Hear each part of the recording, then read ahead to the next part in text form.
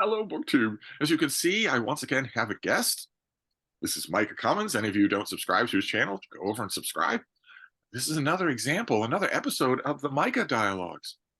Two 20-something guys just put their heads together and try and figure Figuring out. it out. And we have been dancing around a subject for a while, Micah and I, the subject of politics. Because he was naturally worried that in the hyper-partisan era of the 21st century, we could not have a conversation about politics. I've got the impression from you that this kind of caution is not isolated to you, that a lot of your age group I do not think it is. just a radioactive worry, which is really alarming.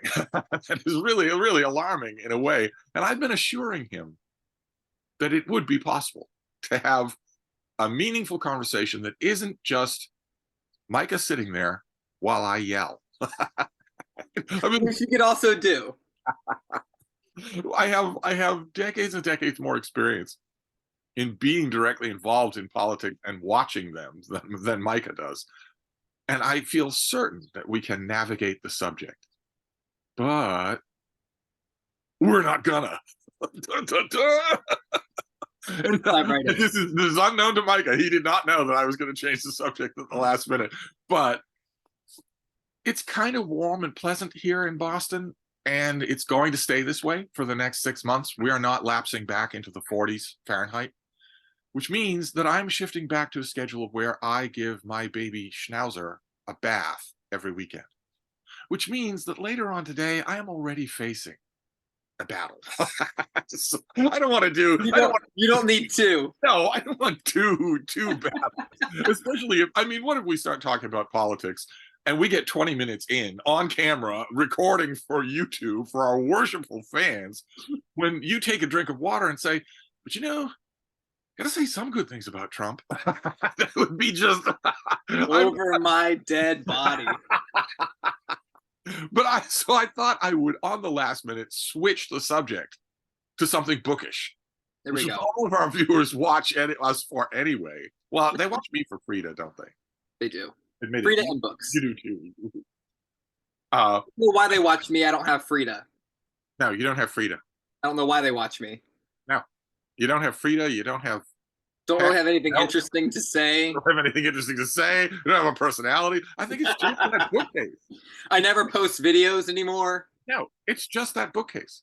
They just watch for the bookcase, for the Micah bookcase. That's the only thing they do.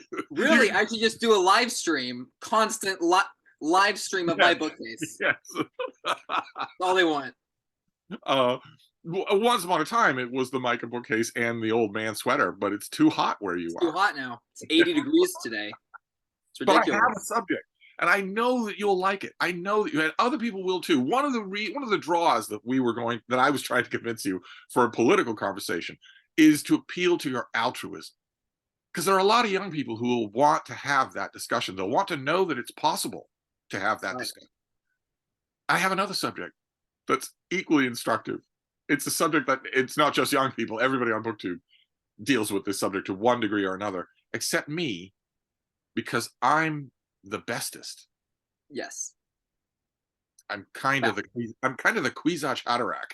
Yes. I'm kind of the bestest. The subject is especially pointed for you because you have only just successfully squeaked out of your teens. Yes. You're still extremely young. You know what the subject is? You of course don't, because I'm surprising you. It's just a rhetorical question. You're 20, and you know that you're an avid reader. You know that you're going to be an avid reader for the rest of your life. Yes. But you're 20, and high school, in high school, you are already starting to realize what a tiny minority of humanity makes up readers. There are hardly any. There are hardly any readers out there. Readers never like to hear that, but it's true. Hardly any readers out there. Right. You are lucky enough to come from a reading family. Yes. You're surrounded by family members who read. Most of the people who are watching us, I'll bet that's not true. I'm sure it's not. The subject is, when you find yourself, you squeak your way into your 20s, still very new reader, and you are presented with millions of books that are out there, millions of them, new releases and backstock, things that are being yelled at you from all sides. Oh, you have to read this. Oh, you have to read this. Oh, be careful about this. Oh, this is completely bad. And that's just for me. Right. Let alone the other sources. Yeah, there are all sorts of other people yelling at me. I yell at you more than anybody, Yeah. but there's still all sorts of other people. Plenty of yelling going It on. came up on the Steve stream last night. Somebody asked a question on the Steve stream. You don't talk much about buying tech anymore. And I could swear somewhere out there, Micah suddenly felt a twinge in his side. Like, yes, he does. That's 80 million Zoom Voxer conversation. It's just not on so YouTube. done. Don't worry. It's very much present. Where I could see that somewhere out there you're going, ew, what was that? I was just shaking, waiting for a notification. It's gonna happen. The point is, what do you do about that? What do you do about literally? I mean, you're not going to college right now, right? I'm not. No, I'm working full time. College is the sort of stopgap measure that a lot of people, young people, take in order to sort of answer that question, to sort of sort out where to put their reading energies. Right. Often a disastrous effect, but it's still at least something. Right. It provides a bit of a transition time where you at least can try to figure out where you want to pour your energies. Because isn't it true that pretty quickly on you come to the decision that you can't pour your energies everywhere? Absolutely. So what? I think some people ignore that realization, but it hits everyone. Almost everyone. Almost everyone. Not you, but moving on. You would be able to address everything if you weren't turning into a protoplasmic drooling blob for 9 hours every 24. It's true. Or working for 9 hours every day. Or working for 9 hours every day. Working and then sleeping for the same amount of time. So you have reached a point where you can now see the problem. Right. What is your way of dealing with it? How does it eat at you? It does. It's very overwhelming at times. Just the sheer amount of material that there is, subject matters that there are, and then even if you just say, okay, I'm just going to focus on this one topic. Even if I just said I'm going to read nonfiction for the rest of my life, I'm not going to touch another novel, anything fiction, only nonfiction, and then I'm going to only read one specific history, one era. I'm only going to read 18th century Russian history. Great. They're even just saying that. All right, now you have to cycle through all of the material that resides within that one category. Or I'm only going to read Victorian history. I'm only going to read biographies of Queen Victoria. I could spend the rest of my life only reading biographies of Queen Victoria and then die with a list of unread titles. So is there a shorthand answer to what you do about that? You're entirely right. If you pick up Romanov's book on the shelf behind you. Right. It would take you your whole life to get through its bibliography. And that's just in English. Oh. Not in French. Absolutely. You'd need to learn French. Yeah, and certainly not in Russian. Right. With Queen Victoria, you get through the bibliography. If you're lucky, you'll get through a fraction of it before you die of old age, but that's without knowing German, which you would need to know to get through even more of it. So, exactly. What is it that you do? And keep in mind, there is a correct answer here. Well, typically what I'll do, and hopefully this is the right answer, is I will send an email to Steve, and I will say, Steve, I need a book in this category. Give me something to read. And then you will send me a book, and I will read it. Yeah, and turn off my mind to all the other titles, because this is the one title that Steve wanted me to read. And all the other influencers. And I don't listen to them. They're just white noise. Just white noise in the background. No, but honestly, what I typically do is I will ask you. Obviously, you have probably the best working knowledge of books of anyone alive. Probably, I think I could say that fairly factually. But then also, what I have to do is I really just have to sort of come to a comfortable understanding with the fact that there are innumerable amounts of books that I will never be able to read.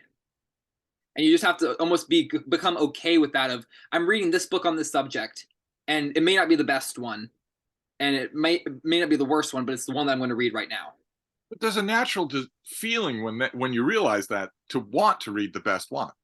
Oh, there is, and then it definitely creates sort of a pressure of I want to make sure that this is the right 1,000 page biography on this individual because I'm about to spend a week reading it, and I would sure like to come out on the other side of the week not realizing I read the worst one available. Realizing, oh, So when you have that urge, well, I'd really like to, my reading time is limited because right. of aforementioned work and drooling chloroplasm. My Yep. reading time is limited. So I'd really like to put it to the best use. I don't want to unknowingly waste time reading a poor example of X, Y, or Z. Right. When you feel that way, well, plenty of people feel that way, and they look for Right. tools to up their chances that they aren't wasting their time. Would Right. you say, I don't want to put words in your mouth here, but would you say No. that Booktube is a good tool along Yes, those lines? it certainly is. I mean, Certainly is. if you were interested in science fiction, right? You've got Sean Stanfast, you've got Michael Right. K. Vaughan, you've got me, you've got a few other people, all sorts of Yes. different things. You I can do listen to use that. Booktube as a resource quite a bit, especially when branching out into genres I don't typically read. Saying, okay, I want to try, like you said, I want to try something science fiction. I want to try something fantasy. I have channels I want to go to. Or I want to try memoir. I have a channel I can go to. Or I want to try naturalist, nonfiction. I know where I can go. And then, find their top 10 videos or my favorite from whatever year videos and pick from there. So I do use Booktube quite a bit. And then also just contacting those individuals privately too. If they don't have a video up on something, but you just want to pick their brain, everyone's very open to communicating over Vox or email, helping you figure out what to read because they all feel it too. They understand that That's my feeling point, is that I think every reader feels that. They of I want to read a science fiction novel, but I do not have time to waste on potentially a poorly either a poorly written novel or a poor example of what the genre holds. I want a good taste of it, so then I can feel that I've experienced it enough to then go read something else because I can't just read science fiction for the rest of my life because then I'll avoid all my other all the other things that I want to read or all the other books I want to try.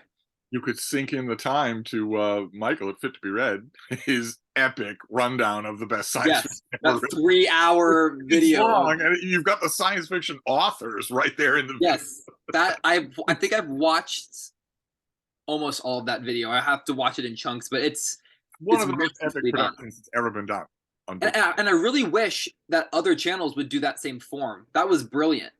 If everyone would just pump out a video of just all of their favorite books ranked. I mean, you do it all the time.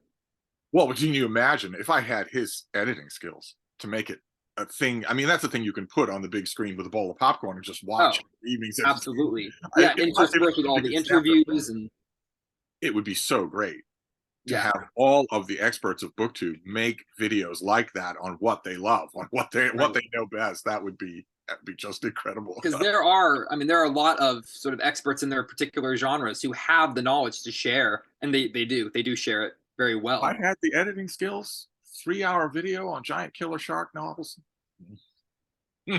Good stuff right there. Instead, people are just left to their own devices.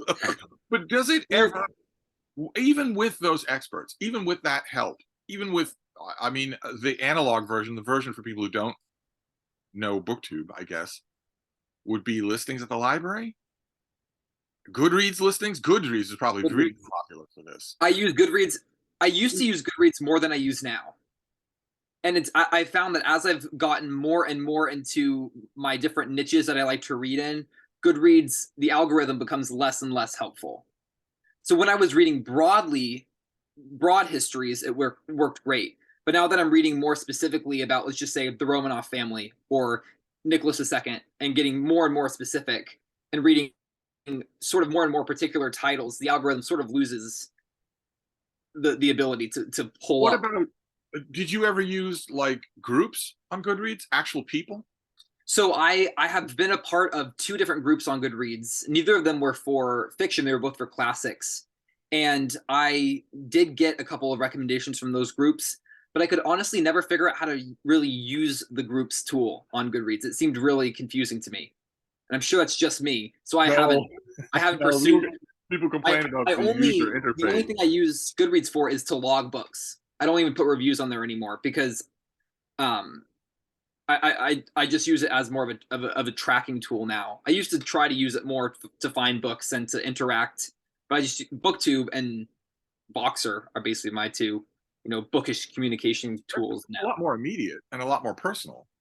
It When is. you know It a reader, is. when a reader can Voxer you and say, when it comes to Gothic horror, for instance, here are a whole bunch of things, and here's why I'm talking about them. Here's why I'm recommending them. Right. Most And well, often the and two-edged when you watch Booktube and when you've watched Booktube long enough, you do the creators build a credibility with you. So unlike the vast amount of regular YouTube where just some dude is telling you the best books to read on whatever topic, you don't really know where he's coming from. You don't really know sort of the background. Whereas someone you've been watching on Booktube for 4 years or 5 years, you can trust them. They've proven themselves to you in the past. you get to test their recommendations. Right. And okay, these are solid If recommendations. Randy Ray, the literate Texan, or if Ollie, Absolutely. Criminale, if Ollie says, I wasn't expecting to like this book, and I did, and here's why. Well, you've been listening to him enough so that you can sort of triangulate Right. whether or not that recommendation is going to hold water for you, and go and test it. Exactly. Of course, And you learn what they're looking for when they're reading. And so you can say, okay, well, this one element I'm not really looking for, but I know he is. So right, maybe that wouldn't work for me if he loved it. Or if he didn't like it, actually, that's probably going to be a pretty good fit for me because I don't right, enjoy that one element that he was looking for. right, and that's not meant as an insult. No. That's You've learned that the opposite might work for you. I feel that way Right. about horror, for instance. Yes. I'll watch a channel, and somebody, whoever it is, will say this book scared the crap out of me. I know it's not going to scare me. So if that's the Right. only thing they liked about it, I know to avoid it. Right. Whereas if they say, it was scary, but I also love the characters, the world building, that has a better chance. Right.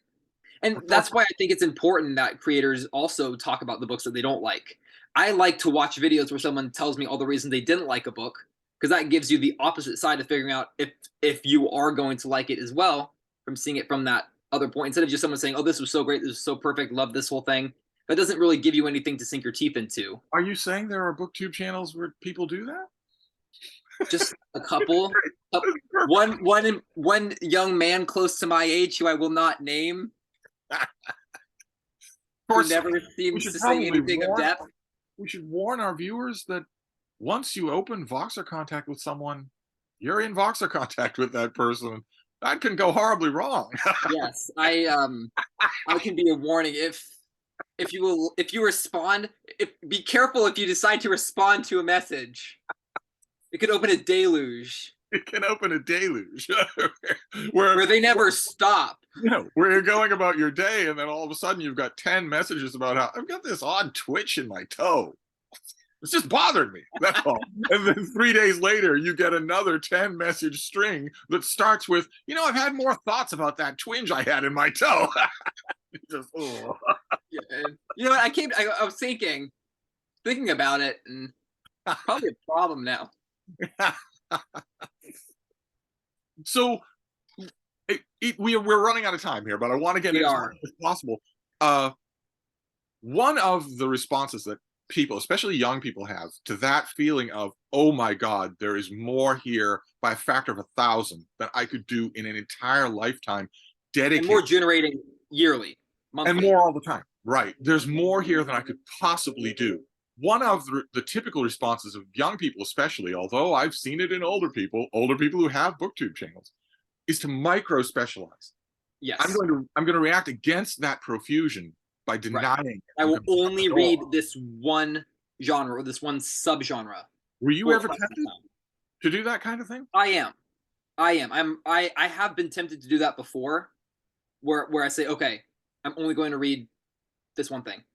I'm only going to read Romanov history. I'm only going to read about Catherine the Great. I'm only going to read about whatever. Or in literature, I'm only going to read 19th century literature. Every other century gets blocked out, and I will never touch it. And then typically I will I'll see a booktube video of someone talking about the day I decide to hyperfocus. I watch a video about a book in another genre or another era, and I go and I read it, and then I remember, oh yeah, I love this too, and I add that back into the mix, and I add something else back into the mix, and then I become sort of broadened again. It's a wavery line, right, between It doing is. that and having favorite subjects. Right. It's entirely okay to have favorite subjects. I think it's unhealthy to Absolutely. do the other part, Right. the micro focus. And I think that, Well, I don't read that. I don't read that genre at all, just as a matter of principle. right, it just to turn something off and just say no, I'm not even going to go there. That's not necessarily a healthy thing to do either. And I think for me, what I have decided is at the end of my life, which hopefully I have quite a bit still left ahead of me as I'm only 20, but 50, 60 years from 80, now, 80 more years. 80, hopefully that would be wonderful. If I can make it 80 more years, at the end of that time, when I look back on my reading life, if I only hyper focus on one subject versus sort of this reading of just trying to find things that interest me in that moment, which reading life would I be happier with at the end? And for me, I would rather not, I would rather sort of had experiences throughout different genres and with different authors than just saying I just read this one thing. And even though I know this one thing so well, I don't think it gives you the same sort of color to your reading life No, as no. the other option does. And that's what I'm focused on is I want to make sure, because I know my time's limited, that when the time is done and I know I'm about to die and I'm looking back at thinking about all the books I've read to make sure that I'm I enjoyed my time reading. I didn't just stress about trying to trying to only read one thing and turn everything else away. If And that makes we should clarify here that knowing that your end is near is not the same thing as getting your 10th message about someone describing an ache in their toe and wishing your end were near. Those are two different things. It's true. It's very true. That. But that's why I always stress that incredible feeling that we've all had where a book just takes you over, where the hairs on your neck go up and you can't stop reading. Right. That can happen anywhere. It can. For me, the last time that feeling happened was with We the Drowned by Carsten Jensen, which I talked about on my Booktube channel. I had never heard of that book before. I saw it. I saw the cover on Goodreads, and I thought, that looks fascinating. I didn't really even read the synopsis. I put it on hold at the library, so I completely judged it by its cover, but I admit that. And it swept me away, and I absolutely loved it. And it's not in a genre I typically read. It's a work of translated fiction. I hardly ever read translated fiction. But I'm so glad that I read that because it was a fantastic experience. I think if you spend your reading life chasing that high, wherever you can find it, then you'll have a reading life that you can look back on and be relatively happy with, even because you're not going to get to the bottom of any subject. That unless the subject is so unbelievably narrow that who would care if you got to the bottom of it? Who would care? A subject so narrow, there are 100 books on the topic. Yeah, and none of them enjoyable. Right. They're dense, dull academic texts that don't give you any sort of enjoyment. Imagine having 80 more years to live. I mean, that's a pretty liberal estimate, but it's possible. In 30 years in just the next 30 years, you will reach a point where you get a prescription for a pill from your doctor that decreases mental deterioration of the neurons that are plaquing in your brain by 70%. There we go. Nobody ever has dementia anymore. Nobody ever has effectively a cure for Alzheimer's. And that's the positive side. And the negative side is that there will be a framed picture of Donald Trump on the wall of every medical office. And it will be I will live in Canada at that point. It will be America. I will move anywhere else. Where to move to. I will move anywhere else. I will live in a cave. You will move to a cave on the other side of the world, but the country in which the cave is located will be ruled by Stephen Miller's oldest child. So that's the negative side. But we were Yes. going to talk politics. But the positive side is I have 80 more years to read. Yes, you have 80 more years to read. Unfortunately, all the books are about the Trump family. All right. We aren't going to talk politics. This doesn't seem like a very bright future, Steve. No, I wasn't saying how I envy you. Keep in mind, I was commenting that you're going to have 80 more years to live. I wasn't saying that I'm great. You were envying me. No. But you said it yourself. You're not going to get to the end of a subject. No. So better to You have chase to enjoy the ride. love of reading. Yeah. Chase the highs, chase the love. Don't chase completion. Well, there you go. Should we? We don't want to cut off in mid-sentence. Oh, yes. Should we wrap it up? That is. Wish everybody a happy Mother's Day. Yes. Happy Mother's Day, everyone. Happy Sunday. Have a great rest of your weekend. And calm down about all the reading that's out there, right? Chase the highs, chase the love. Chase the love. Enjoy your reading. Wonderful. Well, there you go. Thank you, Steve.